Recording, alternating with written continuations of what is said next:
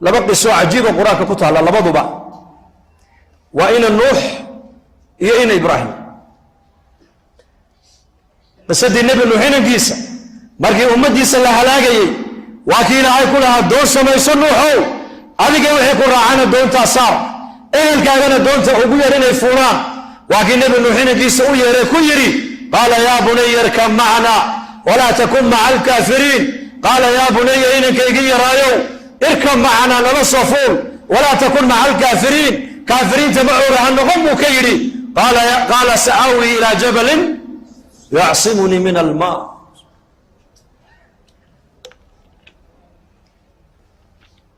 qaala sa'aawi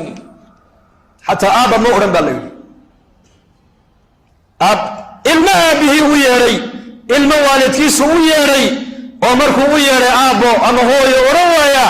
hada calaamatu shaqaawa bay culimmadu leeyihiin waa calaamatu shaqi waa caaq ilmahaas sida u jawaabaa laga garanayaa ina nuux jawaabta uu bixiyey eeg ina ibraahimna jawaabta uu bixiyey u fiirso ismaaciil wuxuu yidhi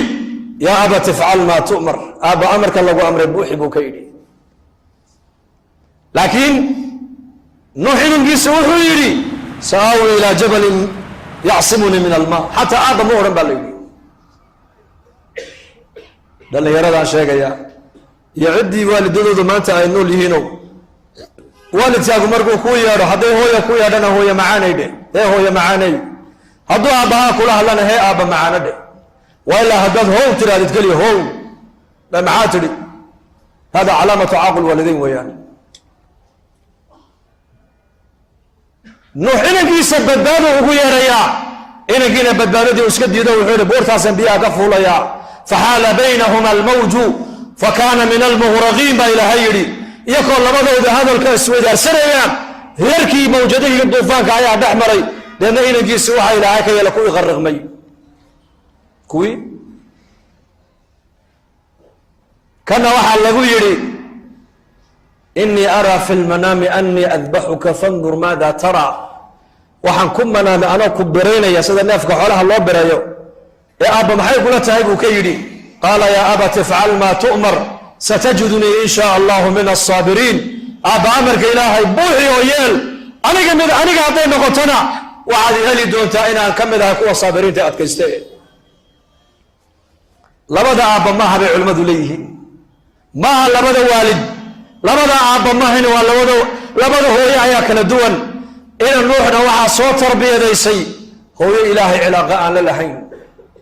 hooyo nebi nuux aanan rumaysnayn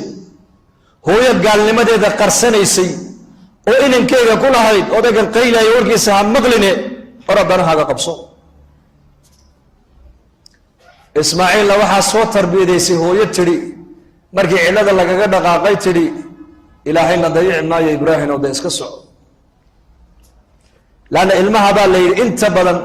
tarbiyadda hooyadaa saamaysae tarbiyadda aabbuhu ma saameeyo inta badan ilmuhu ma hooyuu la joogaa mise aabbo midkuu la joogaa hooyuu la joogaa hadday hooyadu hagaagsan tahayna ilmuhu way hagaagayaan hadday dumarku naga baanaadaanna ciyaalku way baanaanayaan waayo dugsiga ugu horeeye mujtamacu ka soo baxaa uu wax ka soo barta waa hooyada haddii dugsigaasi uu noo hagaago uu dugsi diin danaynaya u noqdana mujtamac diin danaynaya soo bixi doona hadday malcaamadahaas iyo dugsiga uu naga hallaabo uu naga xumaado ilaahay nagama xumeeye waa haweenkan u jeeday hadday haweenku naga xumaadaan waxaad ogaadaan jiilalka soo socdana way naga qalloocsamayna ogaada marka dumarkeenna xaasaskeenna gabdhaheenna hablaheenna inaan diinta ku tarbiyadaynaa waxay ka dhigan tahay mujtamaca soo socda hagaaggiisii baa ku xidhan gaaladuna laba qolay ku dadaalaan maanta laba qolo dumarka iyo ubadka labadaabay naga soo galaan odayaasha dan uma leh ragga dan uma leh gaaladu labaday ku dadaalayaan maanta waa labadaas waayo jiilkan maanta jooga waxay leeyihiin hayna dhaafaan laakiin jiilalka soo socdaan bedelaynaa bay gaaladu ka fikirayaan inay bedelaan